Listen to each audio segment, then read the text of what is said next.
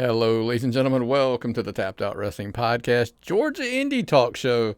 And as always, I am Nick McDaniel and joined by my buddy Myron. Welcome back, folks, to another week of the Georgia Indy Talk. There's a lot to talk about, but we're not going to talk about We'll get all into that stuff, man. But it. it's something. All right, let's jump right in. So we're gonna open with last weekend stuff. Obviously, the big talk was down in IWE down in Augusta on Saturday. We'll mention it in the sense of the whole Joe Black situation with the fan. Look, it's been covered ad nauseum at this point. All I'm going to say, and here's why I'm not going to cover it a ton. Fans stay on the other side of the guardrail. It just. I wasn't there. I wasn't there. I don't have, but look, we've heard plenty. I'm not a wrestler. Yeah, I'm not. Yeah, there's lots of reasons I'm not. But the biggest thing is just look. If fans stay in your seat, don't get involved. But we've been saying that for months and years, that it just seems like the more kayfabe passed on, died. Well, yeah, the less steal the show. Fans steal shows. Fans feel like they pay for a ticket, they're entitled to be like part of the show, and it's just anyway. Here's the problem that I had with it. Lost in all of the shuffle of all the madness and the craziness and the TMZs and so on and so forth. Really good matches from what you could see and hear. Yeah, sounded like a great card. Great attendance. They get their 300. Yeah, I spoke to Josh, Fields. Talked about wanted to make sure anything. Great show, great the attendance, everything. The stories progressed. Everything looked really good, and I think that's going to it's unfortunate that a lot of that was lost in that in the chaos. From progressing storyline. I mean, crazy things like Southern Strong Style turning on Holma Bear Hansen, right? I didn't even get to hear about that till I read the report, and I was like, holy shit. Yeah. I like those kids, but man, they got some behavioral issues. Like, I mean, listen, it's bad enough. Like, you try to love the kids and, but then up at Anarchy, they can't get, those kids, they need to, but I guess they're going to be one of those at all cost winning teams. Good guys and bad guys, man. Wrestling's got good guys and bad guys. Good and the bad guys. Yeah, exactly. But, luckily Huck's always got, I'd love to say Huck was there for Hansen. Amen. And let's drop the top.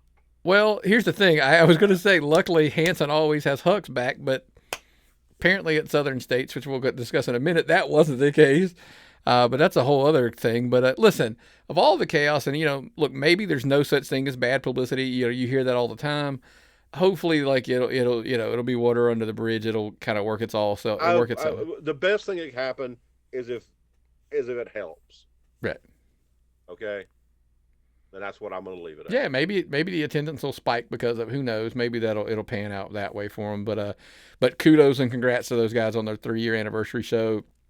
They aimed for that number, they hit that number, and so like I said, I just don't want a lot of the positives that IWE accomplished at that show to be lost, in the chaos or whatever. So kudos to Timothy and Blackman and Josh Fields and stuff, all the team down there, and especially all the guys. Kudos to that. Another project that obviously that I've referenced, the Southern State stuff that went down on Sunday. Very unique concept. Talked to a couple guys that were there. Just wanting to kind of hear how that whole thing went. The concept intrigues me. Don't get me wrong. So I want to see how it look at them.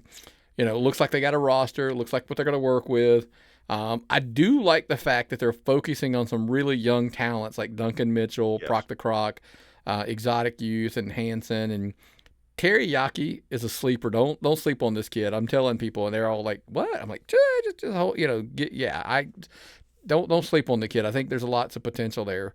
But yet they're going to hold I think they're going to hold. Listen, it's not AWE, but it's appealing to some of that similar crowd. And I think using some of those mainstays of Jeter and Joe and Huck, etc., I think kind of hold that, and Chip, obviously Chip Day, etc. Yeah, they've got all the basics they need to make a good promotion, and I'm happy to see somebody else running promotions again. I love to see more people succeeding in Georgia wrestling. if I can't do anything but help somebody sell one ticket, I think I've done my job, and I'm happy to see more people succeed. Yeah, just getting it out there, man. I agree, Yeah. and it'd be really. We talked about this a week or two ago. Where wouldn't it be awesome if Georgia had 10 to 12 really solid promotions Yeah. consistently running, so the boys could work 3 nights every weekend: Friday, Saturday, Sunday, Friday, Yeah. Saturday, Sunday, Friday, Saturday. That would be so awesome. 8A. Yeah.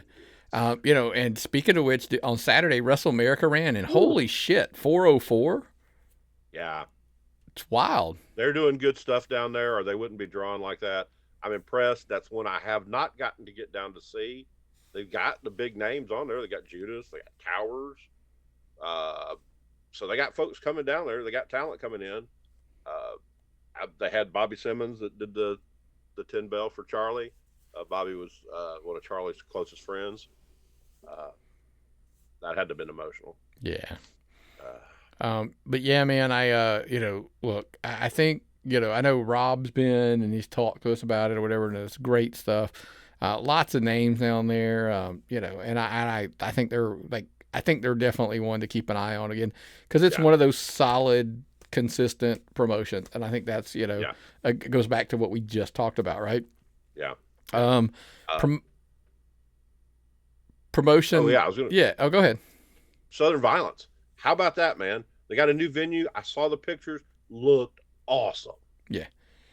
Good job. Some people like to, do the negative thing and say, oh, well, they only did 150. Like moving a venue and things like that, things will happen. Hopefully they settle in. I agree with you. The new venue looks great. I think they're in good shape. I think Towers is their guy. Is like a good metric and a good. Yeah. I love it, the fact that he's getting a chance to be a centerpiece somewhere. That's the. I think he's deserved it for a long time, or at least deserved an opportunity at it. I said he deserved to be that centerpiece and focal point. So kudos to Southern Violence for giving him that. Of course, friend of the show, Terry Lawler, was there. Anytime Terry's involved, I'm always like, kudos to the promotion and shout outs to them. So we're gonna go see him Friday night. Yeah, NCW, man, up at Cornelia, up at the Landmark Arena is running. Terry Lawler will be there. He's involved in a big tag match, but listen, you always like to say, we always talk about how like wrestling cards lots of times are 1, 2, 3 match cards that typically, and everything else setting the table around it for future things. I think the Todd Sexton farewell tour is on. He's of course your NCW junior heavyweight champion. He will have to defend against former champion Hunter James, and what do you think's gonna happen, man? I think there's a passing of the torch. I think Todd is he's wrestling in a lot of places now. We hadn't seen him wrestle recently. He's getting out there. He's helping the young talent. He's putting the people over. Kudos to Todd, one of the best technical wrestlers I've ever seen. I really, really am looking forward to this match. No, 100%. Yeah, I think we always joke about this kid about how he's a giant pain in the ass. Everywhere he goes, it seems like. Well, not everywhere, but he, in some places they love him, but obviously in that building up there, the program, etc., he is. Yeah. But Todd took it to him once. I think the kid's got a future, and I think this is probably a stepping stone for he gets that back, and got to get more gold back on the program, man. Yeah, that is true. Although Todd may have something to say about that on the way out the door. Yeah. That's all I'm going to say. So we'll have to see that. Speaking of young kids being a focal point, I wanted to take a second. GPW is running up in Jasper on Saturday. How about we got introduced to the Parker Lee kid at Anarchy's, the first floor we started seeing him, and he is the champ up at GPW, but he's having to face Josh Cantrell in a title match this Saturday. That one's one that I'm waffling, because on Saturday there's 2 big shows, that being one of them, that I would love to possibly get up there and see. I think it's going to be one of those, like, again, the old veteran might have a thing to teach the kid. Yeah. So Parker needs to really watch out, because I think if I had to take the pick, I would think Cantrell might be able to teach the kid a lesson. I don't know, but that kid's good. Yeah. That kid is Yeah. good. Very impressive. Yeah. Also impressive. Action, does their thing. And here's the thing: I'm always impressed. They're doing it's basically a charity show at the Noonan High School for the football team. Me, obviously, my wife's a teacher, so therefore I'm always partial to when these kind of things happen. Anything to benefit schools or programs or things like that. But they didn't a lot of times you see on these charity shows like the promotions kind of pull back a little bit on the budget. But Brady Pierce, Alan Angels, Luke Hawks, AC Mack, Bobby Flacco, amongst many other things. So kudos for Matt Griffin and the team. Not really. They go all out even when these charity shows, man.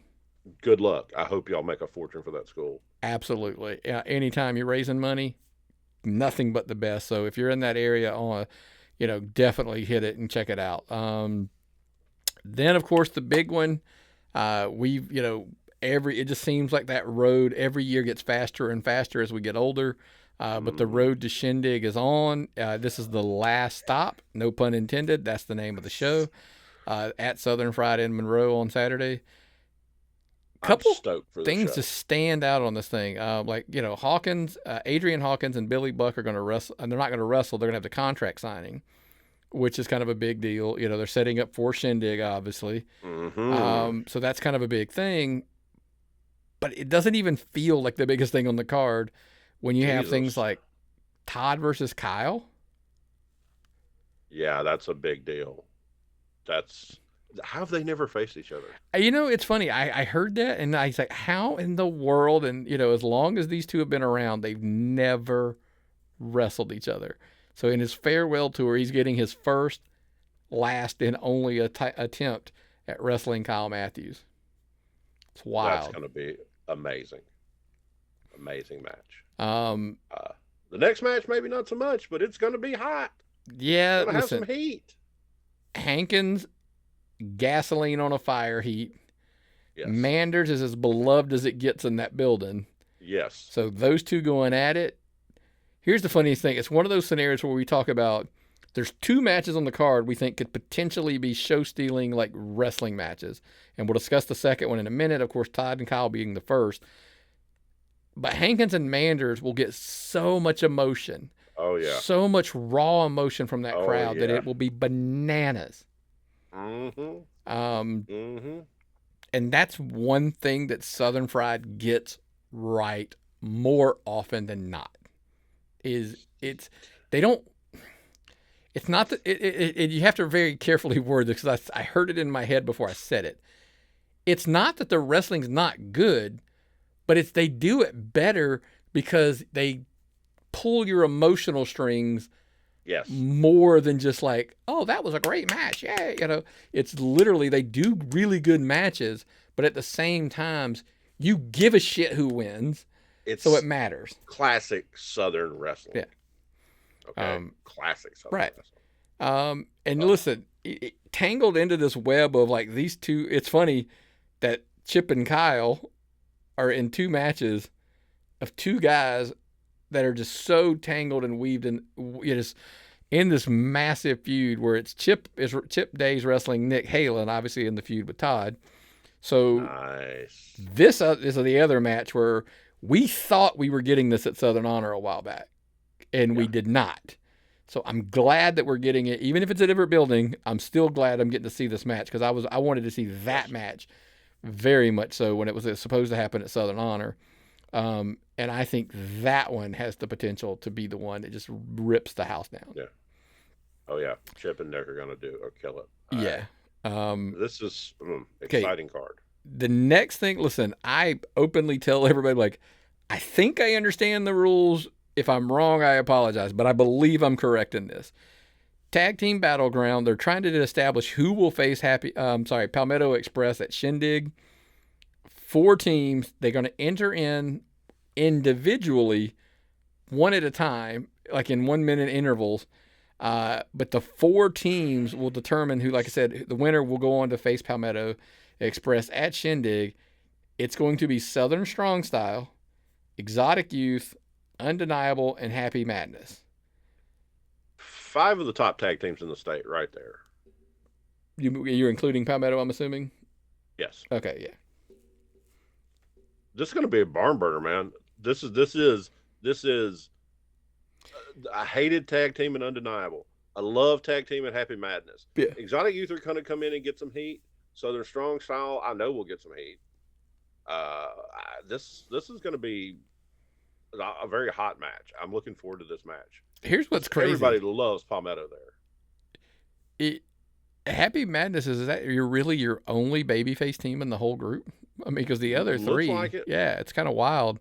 But it's a that's a stacked match, and that's it's pretty impressive to say the least that the building in general is going to be absolute on fire heading into Shindig.